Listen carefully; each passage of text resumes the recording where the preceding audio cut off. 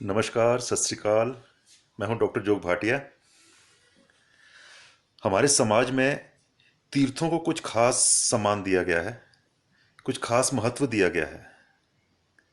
ये माना जाता है कि दूर दूर से लोग इन तीर्थों पे आते हैं, दुआएं मांगते हैं और उनकी दुआएं कबूल भी होती हैं। दूर दूर से लोग मुरादें मांगने के लिए तीर्थ स्थानों पर जाते हैं। लोग अक्सर ये मानते हैं कि शायद तीर्थ स्थानों में जाकर वहां पर स्नान कर कर उनके दुख दूर हो जाएंगे, उनके पाप धुल जाएंगे और उनके द्वारा मांगी गई मुराद भी शायद परमात्मा पूरी कर दे। मुझे याद आती है घटना एक बुजुर्ग की, जो कि अमृतसर में रहते थे, सरदार मनोहर सिंह जी। एक सच्ची घटना है। उनका बेटा बिजनेस के सिलसिले में अमेरिका चला गया। वो अपनी पत्नी के साथ अमृतसर में ही रहते थे। बेटे ने बहुत तरक्की की, काफ़ी इंडस्ट्रीज डाली और उसके बाद उनके भी बच्चे पोते पोतियां काफ़ी पढ़ लिख गए और काफ़ी आगे बढ़ गए। कभी कभी आते थे इंडिया, अपने बुजुर्ग माँ बाप से मिल जाते थे। फिर काफ़ी समय से नहीं आए। बेटे ने हायर स्टडीज़ की और वो भी काफ़ी ऊंचे ओहदे पे पहुंच गया, उन बुजुर्ग का पोता। फिर एक बार बुजुर्ग को फ़ोन आया कि उनका पोता घूमने के लिए इंडिया आ रहा है। 80 से ऊपर उनकी उम्र हो चुकी थी।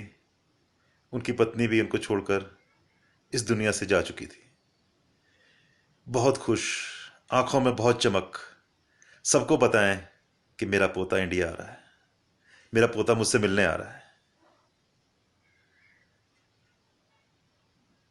आखिरकार वो तारीख आ गई जब उनके पोते के जहाज ने अमृतसर एयरपोर्ट पर लैंड किया। सुबह से वो इंतजार में अपने घर में कि मेरा पोता मुझसे मिलने आएगा। सुबह से शाम हो गई पर पोता नहीं आया। फिर पोते का फोन आया कि दादाजी सॉरी, मैं आ नहीं पाया क्योंकि गोल्डन टेम्पल में गया था, बहुत लंबी लाइन थी, टाइम लग गया बहुत ज़्यादा माँ मत्था टेकने में, और इसलिए टाइम नहीं लगा। जहाज़ का टाइम हो रहा था वापसी का, तो मैं वापस जा रहा हूँ। खैर, मेरे से मिलने मेरे कुछ दोस्त आए थे वहाँ पर गोल्डन टेम्पल में, और उनके हाथ में कुछ कपड़े आपके लिए लाया था और कुछ गिफ्ट्स आपके लिए लाया था। मैं उनके हाथ आपके घर भेज रहा हूँ। तो ये फ़ोन सुनकर जो दादाजी हैं वो तो सुन से रह गए, और उसके बाद शायद उनकी आंखें खुली रह गई और वो पोते के दर्शन अपनी ज़िंदगी में नहीं कर पाए। तो ये एक जनून हमारे अंदर तीर्थ स्थान का, कि ये तीर्थ है, तीर्थ में जाके शायद उसे क्या मिल गया जो उसे ना मिलता अगर वो अपने दादा से मिलने आता। इतनी ज़्यादा हम लोगों ने इंपॉर्टेंस दे दी तीर्थ को, जबकि गुरबाणी कहती है तीर्थ नामन जाओ, तीर्थ नाम है। तीर्थ स्नान किसी जगह के साथ निमित्त नहीं है। तीर्थ उस परमात्मा का नाम है। जहां भी प्यार पैदा होता है, जहां भी उस परमात्मा का नाम पैदा होता है, जहां भी उसका ख्याल पैदा होता है, वो जगह ही तीर्थ है। तो मैं देखता हूं कई बार आजकल भी लोग अपने बुजुर्गों से मिलने में इतने उत्सुक नहीं है जितने कि पर्टिकुलर स्थान में जाकर, कि जे ही मैं तो गोल्डन टेम्पल अमृतसर में गया, वाह क्या बात है। उसी का एक अहंकार है कि हाँ, या कि मैं एक तीर्थ होके आया हूं। 2 बार 3 बार कैलाश होके आ गया, बद्रीनाथ होकर आ गया, केदारनाथ होकर आ गया, काशी होकर आ गया, और ना जाने कहां कहां होकर आ गया, मक्का मदीना होकर आ गया।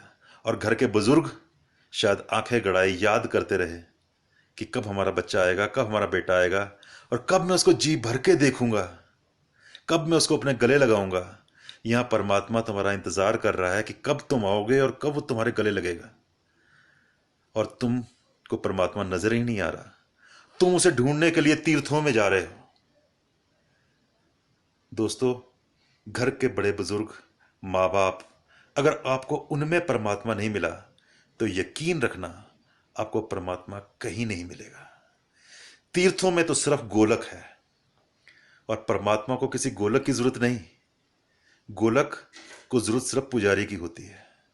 पुजारी ने तीर्थ बनाए हैं, परमात्मा ने नहीं बनाए। परमात्मा ने माँ बाप बनाए हैं, बुजुर्ग बनाए हैं, आपके अपने बनाए हैं। और अगर आप अपने अपनों को छोड़कर तीर्थों में कहीं ढूंढ रहे हो उस परमात्मा को, तो शायद बहुत कुछ खो रहे हो। तो थोड़ा गुरबाणी को पढ़ें।